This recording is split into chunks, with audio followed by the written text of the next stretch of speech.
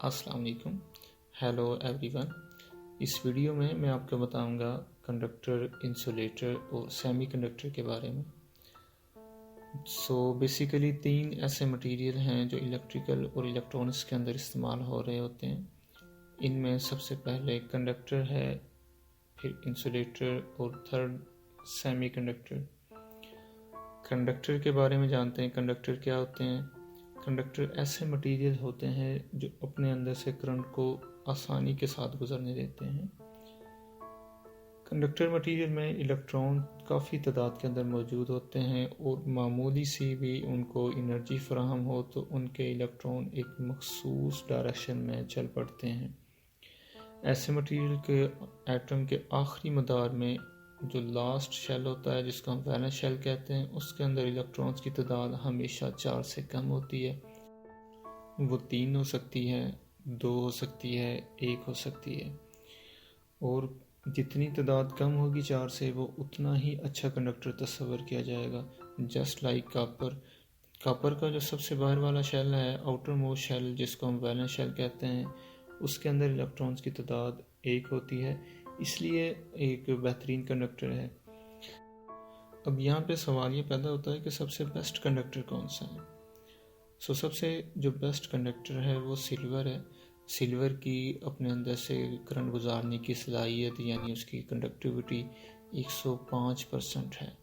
और इसके बाद सेकंड कॉपर है। कॉपर की अपने अंदर से जो करंट गुजारने की सलाहियत है, उसकी कंडक्टिविटी वो 100% है। और तीसरे नंबर पे बारी आती है गोल्ड की। गोल्ड की अपने अंदर से करंट गुजारने की जो सलाहियत है, जो कंडक्टिविटी है, वो 70% है। अब गोल्ड महंगा होने की वजह से, कॉस्टली होने की वजह से हम उसको एज अ कंडक्टर इस्तेमाल नहीं कर रहे होते। मोस्टली एज अ कंडक्टर हम कॉपर को यूज़ करते हैं, सिल्वर को भी यूज़ किया जाता है और एल्युमिनियम के मटेरियल के कंडक्टर को यूज़ किया जाता है। सेकंड नंबर पे इंसुलेटर ऐसे मटेरियल होते हैं जो अपने अंदर से इलेक्ट्रॉन्स के बहाव में, करंट के बहाव में बहुत ज़्यादा रुकावट पेश करते हैं। अपने अंदर से करंट को बिल्कुल भी नहीं गुजरने देते।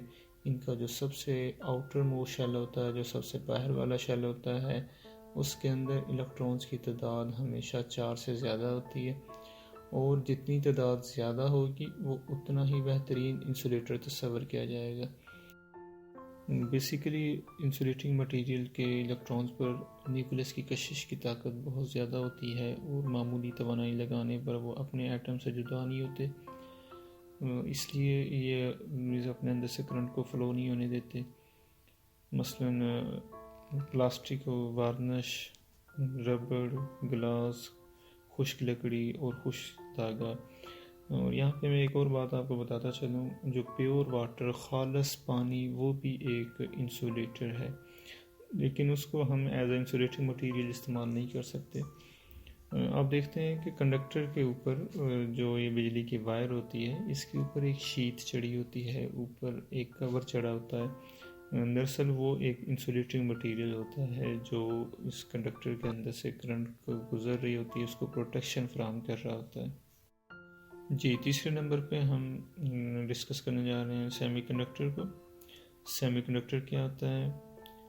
सेमीकंडक्टर ऐसे मटेरियल होते हैं जिनकी इलेक्ट्रिकल प्रॉपर्टीज़ कंडक्टर और इंसुलेटर के दरमियान होती हैं, और इनका जो सबसे बाहर वाला शेल है, उनके अंदर इलेक्ट्रॉन्स की तादाद हमेशा 4 होती है।